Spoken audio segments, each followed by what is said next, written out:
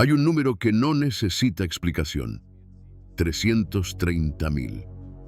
Esa es la cantidad de soldados alemanes que el Sexto Ejército llevaba consigo cuando cruzó el río Don en el verano de 1942, marchando hacia una ciudad soviética a orillas del Volga. 330.000 hombres. Una fuerza de combate tan masiva, tan tecnificada y tan experimentada que ningún otro ejército alemán durante toda la Segunda Guerra Mundial llegó a igualarla en poder, en cohesión o en historial de victorias. No eran reclutas, no eran improvisados, eran la élite forjada en Polonia, en Bélgica, en Francia, en Yugoslavia y en las enormes batallas de cerco del Frente Oriental. Habían destruido ejércitos enteros. Habían capturado cientos de miles de prisioneros. Habían cruzado ríos bajo fuego enemigo y tomado ciudades en días que los libros de táctica decían que tomarían semanas. Y sin embargo, de esos 330.000, menos de 90.000 vieron el final de la batalla. Apenas 6.000 llegaron a ver a Alemania otra vez. El Sexto Ejército, la unidad de combate más poderosa que Alemania jamás construyó, no fue derrotado en campo abierto. Fue consumido, devorado, borrado de la historia en una ciudad convertida en ruinas, calle por calle, edificio por edificio, piso por piso, habitación por habitación. Este es el relato de cómo nació esa fuerza extraordinaria, por qué fue lo que fue y cómo la misma grandeza que la definía llevó, de manera casi inevitable, a su destrucción total. La construcción de una máquina de guerra, origen, doctrina y ascenso del Sexto Ejército. Para entender por qué el Sexto Ejército alemán fue la unidad de combate más formidable que el Reich jamás desplegó, es necesario ir más atrás de Stalingrado, mucho más atrás. Hay que entender cómo se construyó un ejército de esas características, qué principios lo guiaban, qué hombres lo formaban y qué batallas lo templaron antes de que llegara al Volga. El Sexto Ejército fue establecido oficialmente en octubre de 1939, apenas semanas después del fin de la campaña de Polonia. No surgió de la nada. Fue la reorganización de estructuras militares preexistentes dentro del esquema de expansión del Wehrmacht, el ejército regular alemán que, en esos años, atravesaba una de las transformaciones más radicales que cualquier fuerza armada haya experimentado en tan poco tiempo. Alemania había pasado de tener un ejército de apenas 100.000 hombres, permitidos por el Tratado de Versalles, a desplegar millones de soldados en menos de una década. Pero lo que distinguía al ejército alemán de sus pares europeos no era simplemente el número. Era la doctrina, el concepto que los historiadores militares bautizarían después como Blitzkrieg, guerra relámpago, no era en realidad una táctica sino una filosofía de combate. Su principio central era brutal en su simplicidad: no atacar la línea enemiga en toda su extensión buscando desgaste, sino identificar un punto de quiebre, concentrar allí una masa de poder acorazado y motorizado, y penetrar tan profundo y tan rápido que el enemigo no tuviera tiempo de reaccionar con coherencia. La velocidad destruía la voluntad antes de que el fuego destruyera los cuerpos. El Sexto Ejército absorbió esa filosofía desde su nacimiento. Su primer comandante en jefe fue el general de infantería Walter von Reichenau, un hombre que encarnaba las contradicciones del oficial alemán de esa era, brillante estratega, convencido tecnócrata militar, y al mismo tiempo uno de los oficiales más ideológicamente alineados con el régimen nazi dentro del alto mando. Von Reichenau no era una anomalía, era un síntoma de la época. Pero su influencia sobre la estructura táctica del Sexto fue real y profunda. Instauró una cultura de iniciativa en los mandos intermedios, de decisión rápida, de agresividad sostenida. En el ejército alemán de esa época, un comandante de batallón que identificaba una oportunidad en el campo de batalla tenía no solo la autoridad, sino la obligación de actuar sobre ella sin esperar órdenes desde arriba. Eso se llamaba Auftragstaktik, táctica de misión, y era el motor invisible que hacía a las unidades alemanas moverse con una velocidad y coordinación que sus enemigos tardaron años en comprender. La primera gran prueba del Sexto Ejército llegó en mayo de 1940, con la invasión de Francia y los Países Bajos. Operando bajo el grupo de ejércitos B, el Sexto fue lanzado contra Bélgica en un ataque que tenía una función específica y calculada: ser el señuelo. Mientras el mundo miraba hacia Bélgica, esperando que esa fuera la dirección principal del ataque alemán, el golpe verdadero venía por las Ardenas, donde el grupo Panzer de Kleist atravesó un terreno que los aliados habían considerado intransitable para fuerzas mecanizadas. El Sexto Ejército cumplió su misión con una eficiencia que iba más allá del engaño. Combatió con ferocidad genuina, atravesó el río Maas, desmanteló la resistencia belga y avanzó hacia el norte en un ritmo que no daba respiro a los defensores. Fue durante esas semanas que el Sexto comenzó a construir su reputación. Avanzábamos tan rápido que yo mismo no entendía del todo qué estaba pasando, escribió más tarde un sargento de infantería que participó en la campaña belga. Un día estábamos cruzando un puente bajo fuego. Al día siguiente ya estábamos 20 kilómetros más allá. Nunca había visto nada igual. El enemigo no tenía tiempo de organizarse. Nosotros tampoco teníamos tiempo de tener miedo. Esa sensación, esa velocidad que aplastaba tanto al enemigo como al propio instinto de cautela, era característica del combate alemán en esa fase de la guerra. Y el Sexto Ejército la personificaba mejor que casi ninguna otra unidad. Tras la caída de Francia, el Sexto fue reorganizado y preparado para lo que sería la operación más ambiciosa de la guerra alemana, la invasión de la Unión Soviética, bautizada Operación Barbarroja, que comenzó el 22 de junio de 1941 a lo largo de un frente de más de 3.000 kilómetros. Para esa campaña, el Sexto Ejército fue asignado al Grupo de Ejército Sur, cuya misión era avanzar desde Polonia y el sur de Ucrania hacia el Donbass y el Cáucaso, las regiones industriales y petroleras que Hitler consideraba esenciales para sostener la maquinaria de guerra alemana a largo plazo. Lo que encontraron al cruzar la frontera soviética no fue lo que muchos habían esperado. El Ejército Rojo de 1941 estaba en un estado de crisis profunda. Las purgas de Stalin en los años anteriores habían decapitado literalmente a su cuerpo de oficiales. Miles de generales, coroneles y comandantes de experiencia habían sido fusilados o enviados a los campos de trabajos forzados en el período 1937 a 1938. Las unidades que enfrentaron a los alemanes en los primeros días de Barbarroja estaban a menudo mal lideradas, mal comunicadas y en posiciones tácticas inadecuadas. Los resultados fueron catastróficos para los soviéticos.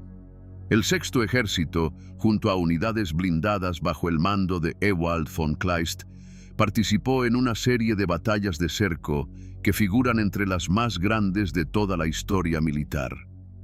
En la batalla de Kiev, en septiembre de 1941, las fuerzas del Grupo de Ejército Sur cerraron una bolsa de enormes proporciones alrededor de 4 ejércitos soviéticos completos.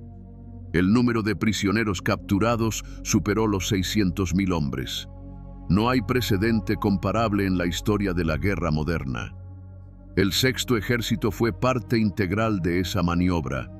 Sus divisiones de infantería cerraron los flancos del cerco, resistieron los intentos desesperados de ruptura soviética desde dentro y desde fuera, y sostuvieron la presión durante semanas en un terreno de llanuras abiertas cruzadas por ríos y barrancos que ofrecían poca cobertura. No sé cuántos eran, recordaría décadas después un oficial de infantería alemán que sirvió durante ese período. Nunca vi tantos hombres rendir sus armas al mismo tiempo, columnas interminables. Durante días, marchaban hacia el oeste sin que casi nadie los custodiara, porque simplemente no teníamos suficientes soldados para escoltarlos a todos. Era una imagen que no abandonaba la mente. El triunfo en Kiev, sin embargo, era también una trampa. Alemania estaba ganando batallas de proporciones épicas mientras el tiempo se agotaba. La campaña de 1941 había comenzado en junio con la expectativa de una victoria en semanas.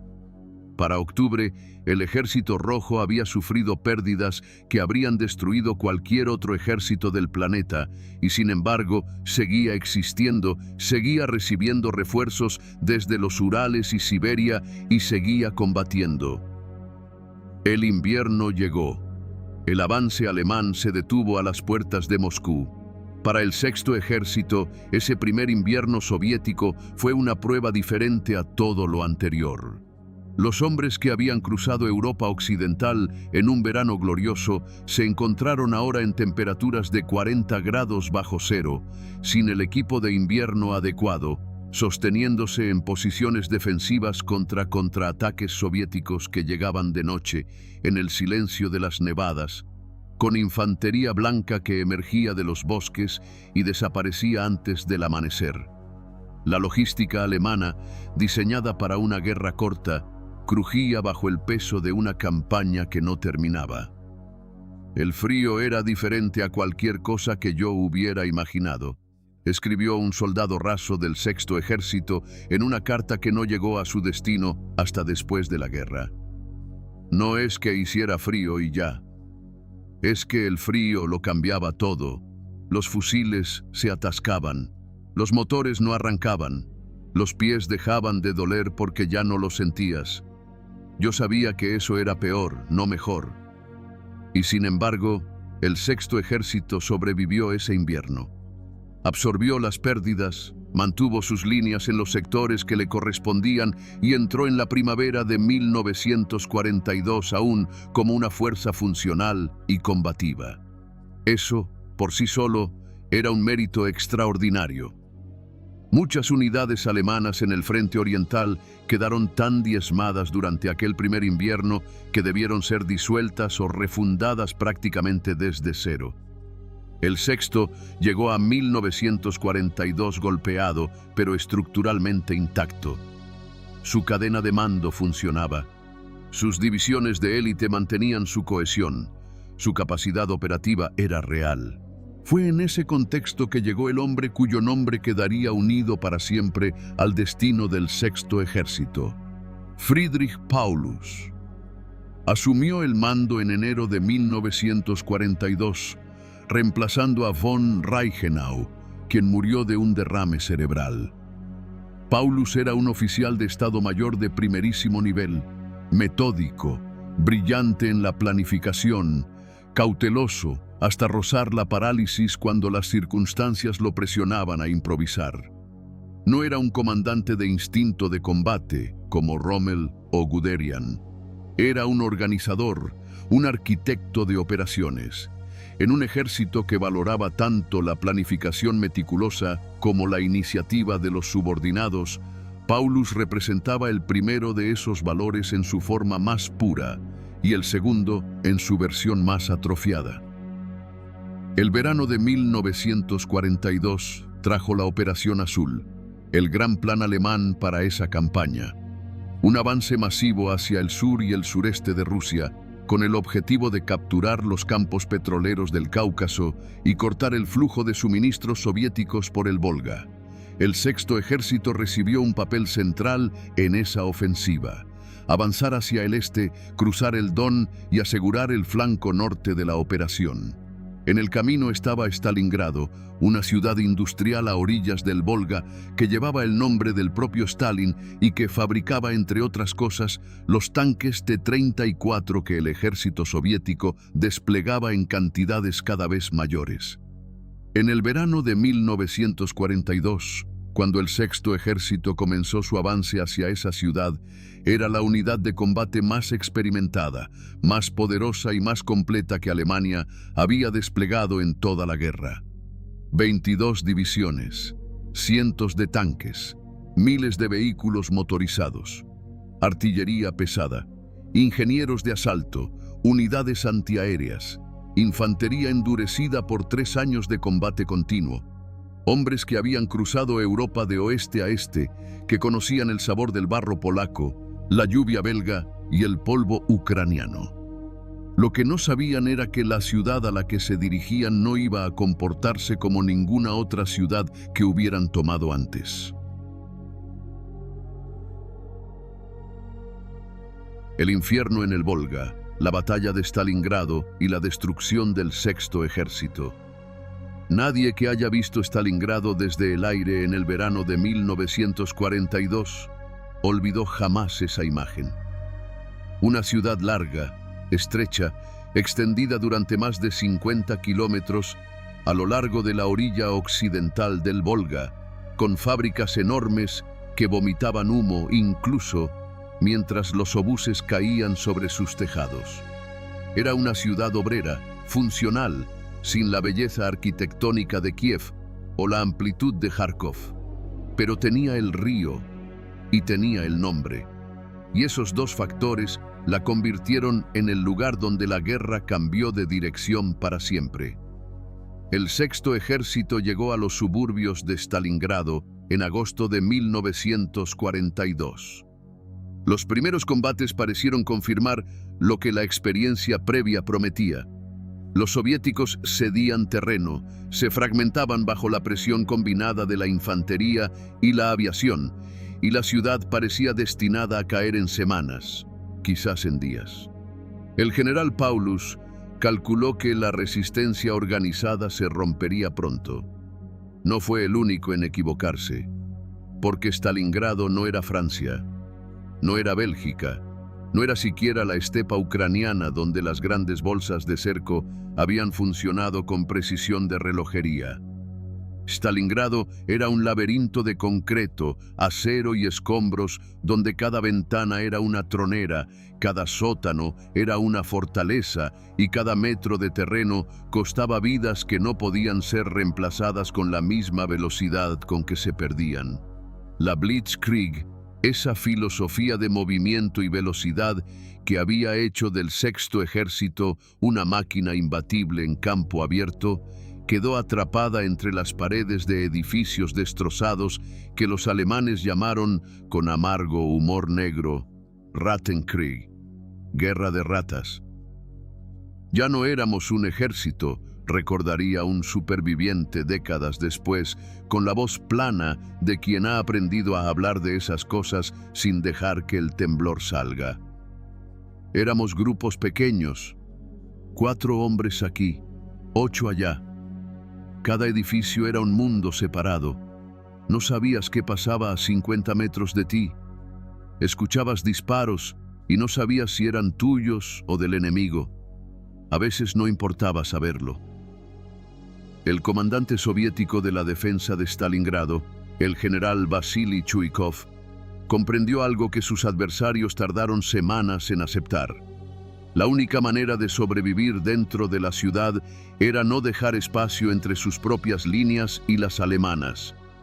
Si los defensores soviéticos se pegaban lo suficientemente cerca de los atacantes, la aviación alemana y su artillería pesada perdían su utilidad. Bombardear al enemigo significaba bombardearse a sí mismos. Chuikov llamó a esto abrazar al enemigo. Sus hombres lo practicaron con una ferocidad que no tenía nombre en ningún manual de táctica. El Sexto Ejército sangró. Septiembre, octubre. Las divisiones que habían entrado a la batalla con miles de hombres cada una se redujeron a esqueletos. Algunos regimientos combatían con menos de 100 soldados efectivos.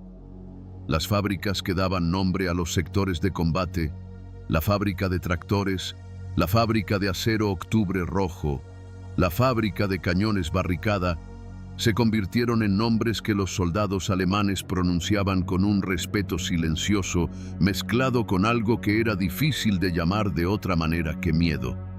No el miedo agudo del primer combate, sino el miedo sordo y continuo de quien sabe que cada día que amanece puede ser el último y que incluso sobrevivir al día no garantiza nada sobre la noche.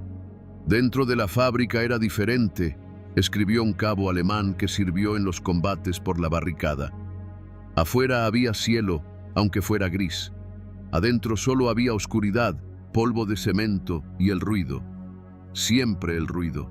Los disparos dentro de esos espacios sonaban distintos, más secos, más cercanos. Te quedabas sordo después de un rato y combatías en silencio, mirando sombras. Mientras el Sexto Ejército se consumía en esa máquina de destrucción urbana, el Estado Mayor soviético ejecutaba en secreto lo que sería la maniobra estratégica más decisiva del frente oriental. La Operación Urano, planificada por los generales Zhukov y Vasilevsky, no buscaba reforzar Stalingrado, buscaba rodearla. Los flancos del Sexto Ejército estaban protegidos por unidades rumanas y húngaras, aliados del Eje cuyas fuerzas, aunque numerosas, no tenían el equipo, el entrenamiento, ni la doctrina para resistir un ataque blindado masivo en campo abierto. Los soviéticos lo sabían, habían concentrado en secreto durante semanas enormes masas de infantería, tanques y artillería al norte y al sur de Stalingrado. El 19 de noviembre de 1942, a las 7:30 de la mañana, 3.500 cañones soviéticos abrieron fuego simultáneamente. Lo que siguió duró menos de 4 días. Las unidades rumanas del norte colapsaron bajo la avalancha. Las del sur, atacadas al día siguiente, corrieron la misma suerte.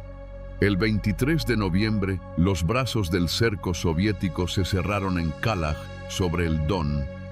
El Sexto Ejército, 330.000 hombres, estaba completamente rodeado. La reacción inicial en el interior de la bolsa fue de incredulidad. Muchos oficiales y soldados no comprendieron de inmediato la magnitud de lo que había ocurrido. Las comunicaciones eran confusas, los reportes contradictorios, pero los que sí lo comprendieron enseguida, los comandantes de las divisiones más veteranas, los oficiales de Estado Mayor que conocían los mapas y los números, sintieron algo que muy pocos describieron en sus diarios con la palabra correcta.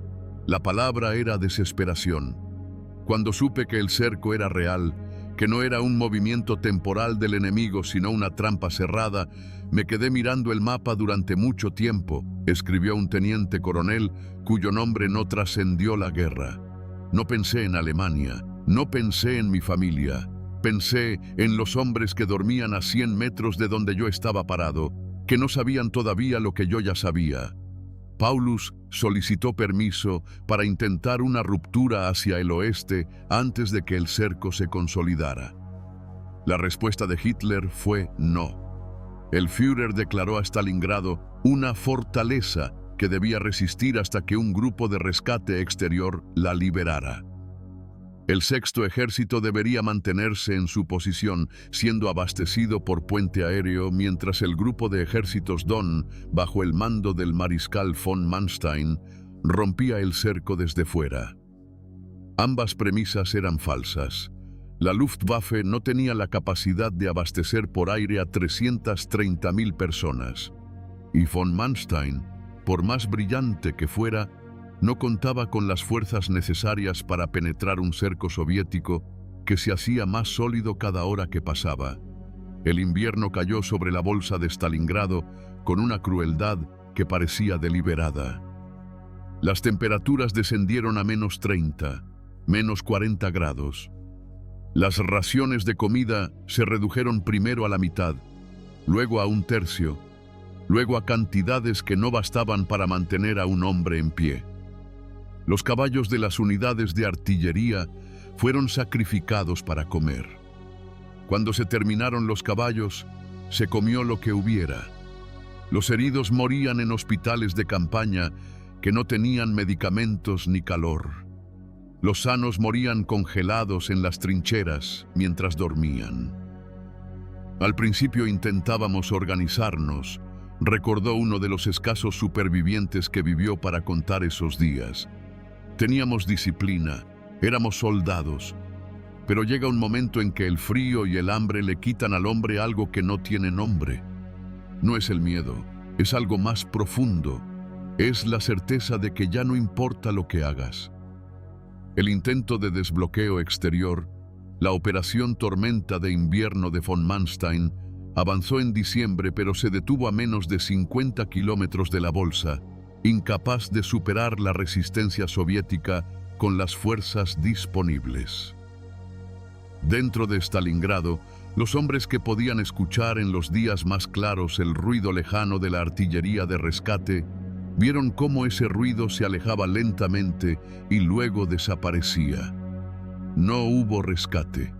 Lo que vino después no fue una batalla, fue una agonía administrada en pequeñas dosis diarias de hambre, frío y plomo. Enero de 1943. El Ejército Rojo lanzó la Operación Anillo, el asalto final para liquidar la bolsa. Las posiciones alemanas cedían kilómetro a kilómetro. Los heridos que no podían ser evacuados eran abandonados. Los sanos combatían con lo que tenían, que era cada vez menos. Unidades enteras desaparecían no en grandes batallas, sino en el silencio anónimo de los edificios derrumbados, en los sótanos donde los hombres se apiñaban buscando calor y amanecían muertos. Ya no le tenía miedo a morir, dejó escrito un soldado en un trozo de papel que alguien encontró muchos años después entre los escombros de la ciudad. Le tenía miedo a morir solo, sin que nadie supiera mi nombre.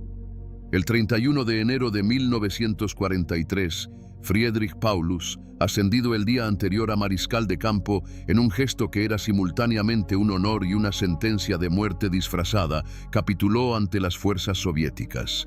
2 días después, los últimos reductos al norte de la ciudad dejaron de resistir. El Sexto Ejército había dejado de existir. De los 330.000 hombres que habían entrado en el cerco, aproximadamente 90.000 fueron capturados. El resto había muerto en los combates, de frío, de hambre, de enfermedad, o en los hospitales de campaña sin medicamentos donde morir era casi una forma de alivio. De esos 90.000 prisioneros, la mayoría soviética era también implacable con su destino.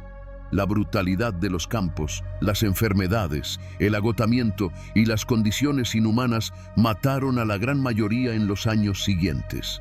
Se estima que menos de 6.000 soldados del Sexto Ejército regresaron alguna vez a Alemania.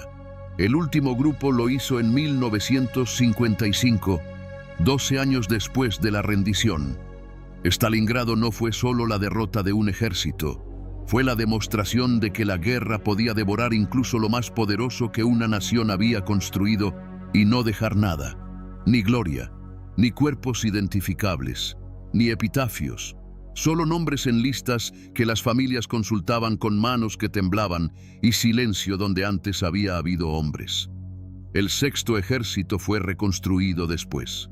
Alemania volvió a numerar sus divisiones, reorganizó sus unidades, puso nuevos comandantes al frente de estructuras con el mismo nombre, pero los soldados que lo sabían, los que habían estado allí, los contadísimos que sobrevivieron, no consideraban a esa nueva unidad el mismo ejército. El Sexto Ejército real, el que había cruzado el Mosa y el Dnieper, el que había cerrado el cerco de Kiev y sangrado en las fábricas de Stalingrado, ese ejército no fue derrotado, fue destruido. Y hay una diferencia entre las dos cosas que solo entienden quienes alguna vez tuvieron que mirarla de frente.